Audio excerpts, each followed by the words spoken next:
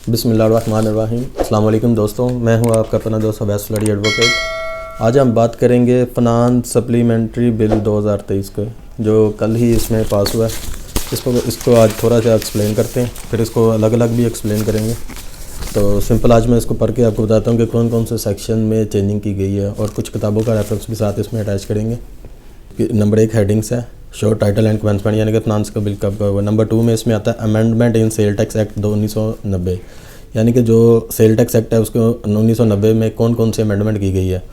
इसमें number A section में उसने किया है नंबर 1 में for the word 17 where counting the word 18 shall be substitute, यानी कि सेक्शन 3 के अंदर जो जहाँ जहाँ पे 17% इस्तेमाल हुआ है उस पर अब 18% टैक्स कटेगा। सेक्शन 3 मैं आपको किताब में से थोड़ा सा बता देता हूँ। सेक्शन 3 है scope of tax. Scope of tax यानी कि जो सेल टैक्स का है ना, उसका स्कोप कहाँ कहाँ तक है। तो उसमें वो कह रहा है जहाँ जहाँ भी उसने वर्ड 17 इस्तेमाल हुआ वो सारा जगह पे 18% ही टैक्स हमारा काउंट होगा। उसके बाद इसके नंबर 2 पे आ जाता है इन सब section 2 in class A. Class A की कह रहा है सब सेक्शन 2 जो है ना उसका क्लास ए वो उसमें कह रहा है कि इंपोर्टर के हवाले से है। इसमें वो कह रहा है जी उसमें उसने एक कह रहा है before the existing proviso the following new proviso shall be insert, namely कहना है providing that the federal government में subject to such condition and restriction as it may be imposed by notification in official gazettes declare that the tax on goods specified in third schedule shall be collected and paid at such higher rate or rates on the retailer price therefore as may be specified in said notification। कहता है जी जो भी product जो third schedule में आ रही है sale tax के, तो उन सब के ऊपर ये चीज़ लागू होगी। ठीक है, अब आपको मैं इसका थर्ड शेड्यूल थोड़ा सा बता देता हूँ कि थर्ड शेड्यूल में क्या है। थर्ड शेड्यूल में वो तमाम लग्जरी आइटम्स जो इंपोर्ट के ज़रिए हम पाकिस्तान में आती है और हम इस्तेमाल करते हैं उन सब के ऊपर 18% कर दिया गया है। उसके नेक्स्ट है जी in existing proviso after the word providing word the further shall be insert, यानी कि जहाँ पे प्रोवाइडेड लिखा होगा उनका फर्दर आ जाएगा, यानी कि फर्दर टैक्स की सूरत में उन्होंने इसको लेके नया वर्ड इस्तेमाल कर दिया। नंबर बी में कह रहा है जी in the 18 schedule in column 1 in the 8 schedule in column 1, यानी कि 8 शेड्यूल मैं आपको ओपन करके इस पर हम देखते हैं जी 8 शेड्यूल के कॉलम 1 में। अब हम 18 शेड्यूल को ओपन कर लिया। 18 शेड्यूल को ओपन करने के बाद वो कह रहा है कि इसके सीरियल नंबर 1 में अगेंस्ट द सीरियल नंबर, यानी कि 1 के जो 47 है ना, 1 का 47 रियलिटी प्रोडक्ट्स कोल्स, यानी कि जो कोयला है ना, कोयला के ऊपर जो 17% इन्होंने पहले इसके ऊपर टैक्स था 425 रुपये पर मेट्रिक टन और 70% और वल्कनम विच इज़ दी हायर, है ना 17% या 425 रुपये पर मेट्रिक टन के ऊपर जो हायर होता था उसके ऊपर उसको हमने लेना होता था। अब उसमें उसने ये कर दिया गया कि उसका 17 को भी अब 18% कर दिया गया, यानी कि कोयले पे भी 18% कर दिया गया। इन 56 नंबर पे 56 नंबर है पोटेशियम कैलोरेट, यानी कि पोटेशियम कैलोरेट में भी जो पहले 17% था वो 18% ही टैक्स काउंट होगा। और 9th शेड्यूल इसी तरह 9th शेड्यूल के टेबल 2 एंड टेबल 2, ये 9th शेड्यूल मेरे पास आ गया है। इसके टेबल कह रहा है इन table 9th schedule in table 2 in column 1 against serial number 1 in column 2। ठीक है जी, यानी कि जो हमारा पहला सीरियल है ना ये ई और कैटेगरी इम्पोज 70% ई कैटेगरी है, यानी कि ये जो आ रहा है ना ये मोबाइल के हवाले से है। ये वाला जो शेड्यूल 9th है, यानी कि इंपोर्ट्स का मोबाइल जो $200 से लेकर $350 था उस पर 17% सेल टैक्स था, अब वो 18% कर दिया गया है। उसके अलावा आगे एफ है, एफ में भी जो मोबाइल फ़ोन $350 से लेकर $500 का था उसके ऊपर भी सेल टैक्स 17% से 18% कर दिया गया है। और सबसे अहम ये कि जो मोबाइल फ़ोन $500 से ज़्यादा इंपोर्ट होता है, यानी कि जो इंपोर्ट वैल्यू उसकी हम $500 से ज़्यादा लगाते हैं तो उसके ऊपर सेल टैक्स 17 से एक्सीड कर 25% कर दिया गया है। यानी कि अगर 1 लाख तो नहीं, अब $2 का अगर $500 समझ लें कि एक मोबाइल अगर $200 आप उसकी वैल्यू लगाते हैं तो पहले 34,000 रुपये उसके ऊपर टैक्स बनता था, अब वो 50,000 रुपये बनेगा। अब इससे देख लें कि महंगाई का कैसा दौर इसमें आएगा। ये थी अमेंडमेंट इन सेल टैक्स में। अब हम बात करेंगे अमेंडमेंट इन इनकम टैक्स में। इनकम टैक्स में कौन कौन सी अमेंडमेंट की गई हैं। इनकम टैक्स में अमेंडमेंट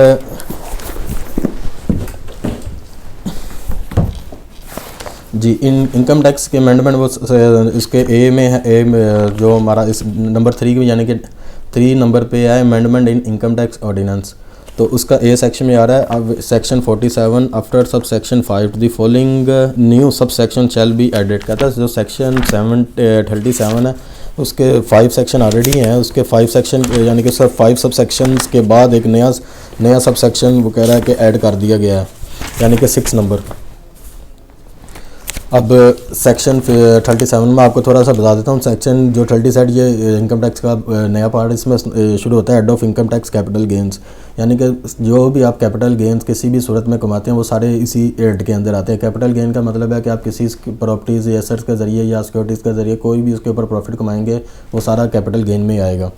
जी, उसमें टोटल 5 सब सेक्शन है, उसमें 6 नंबर पे सब सेक्शन ऐड कर दिया गया। 6 नंबर पे वो कह रहा है the person acquiring a capital asset being share of a company shall deduct advance adjustable tax from the gross amount paid at consideration for the share at the rate of the 10% for the fair market value. मैं आपको तो इसमें बता देता हूँ simple सी। कह रहा जी जो बंदे के पास किसी भी कंपनीज के शेयर्स हैं तो वो उस मार्केट वैल्यू का 10% 15 दिन के अंदर कमिश्नर के पास जमा करवाएगा।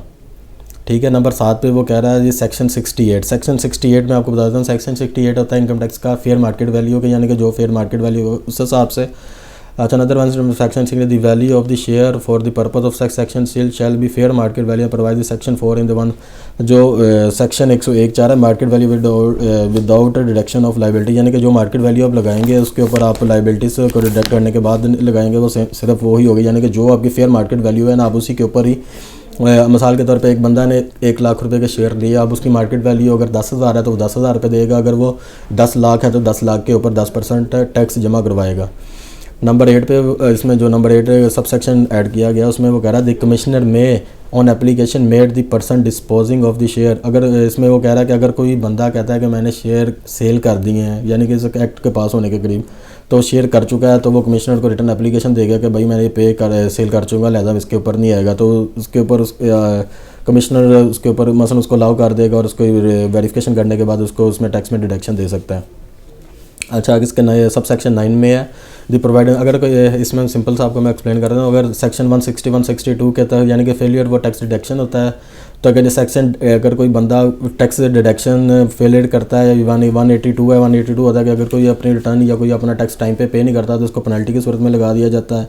191 में आ जाता है प्रोसिक्यूशन ऑफ नॉन कंप्लाइंस, अगर वो उसकी कंप्लाइंस नहीं करता, डिफ़ॉल्ट 205 पे आ जाता है, डिफ़ॉल्टर आ जाता है, तो उन सब यानी कि जो ये बंदे इनमें अगर नहीं पे कर रहे तो वो सारे इसी के अंदर आके फौरी तौर पे इसका अफेक्ट होगा, यानी कि मोटेस एंड मोडेंटियस यानी कि मुनासिब अजाफ़ों के साथ फौरी तौर पर इसके अजाफ़ों के साथ इसके ऊपर इम्पोज होगा। ये नहीं कि अगर उस बंदे को पहले की पेनल्टी लगी है तो वो पहले ही होगी, अब नहीं होगी।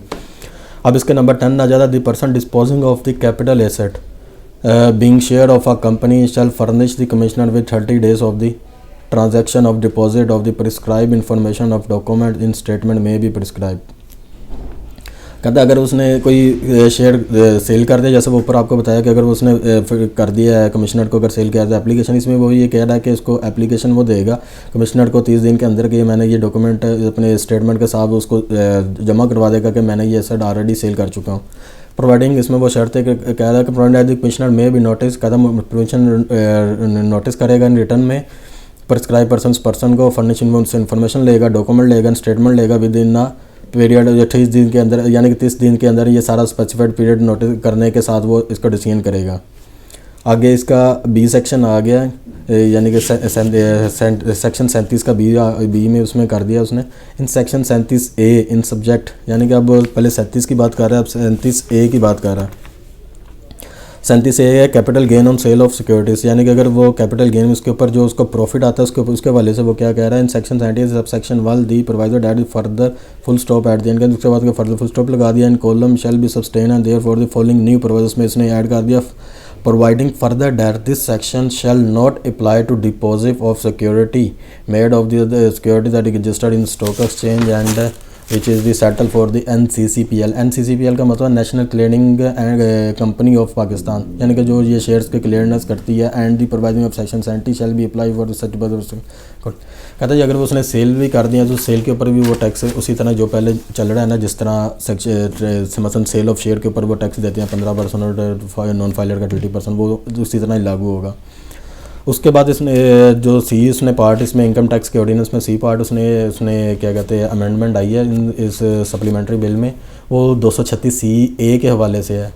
236(c) एक्चुअली होता है जो कैपिटल गेन ऑन प्रॉपर्टीज़, अगर कोई प्रॉपर्टी आप सेल करते हैं ना उसके ऊपर जो आपको प्रॉफिट होता है तो वो कैपिटल गेन 236(c) के अंडर आता है। अब उसने 236(c) के आगे 236(b) ऐड कर दिया गया है। 236(b) मैं आपको पहले 236(c)(b) कर देता हूँ। सी तक मैं आपको बताता हूँ। सी में आ रहा है advance tax on the sale of transfer of immovable property, यानी कि जो भी अपनी property residential property, commercial property यानी कि फिजिकली प्रॉपर्टी आप जो भी सेल करेंगे उसके ऊपर जो टैक्स आ रहा है वो 236(c) में आ रहा है। 236(b) ऐड हो गया। 236(b) में आपको थोड़ा सा इसमें ब्रीफली एक्सप्लेन कर देता हूँ। 236(b) advance tax on functions and gathering, यानी कि उन्होंने एक जो पहले मिसाल के तौर पे आप कोई भी फंक्शन शादी हाल में किसी भी मार्की में जहाँ भी करते हैं तो वो आपसे पहले 5% पंजाब का सेल, अगर वो आप पंजाब में या पाकिस्तान में जो भी आपका जो प्रोविंशियल गवर्नमेंट का टैक्स होता है आप उसने वो उसका सेल टैक्स लेता और आपसे 5% विद होल्डिंग टैक्स से डिडक्ट करता था। ठीक है, अब वो सारी उन्होंने उसको एक्स्ट्रा एक्सीड कर दिया गया। उसमें आपसे 5 से आप 10 पहले 5% आप उसको 10% कर दिया गया। तो मैं आपको ये भी इसमें थोड़ा सा एक्सप्लेन कर देता हूँ। कहता है every prescribe person shall collect advance tax at the rate specified in division 8 of part 4 of the first schedule. First schedule का आपको तो बता देता हूँ जी। ये मेरे पास फर्स्ट शेड्यूल आ गया। इसमें उसने कहा फर्स्ट शेड्यूल के डिवीजन 8 पार्ट 4 में, डिवीजन 8 पार्ट 4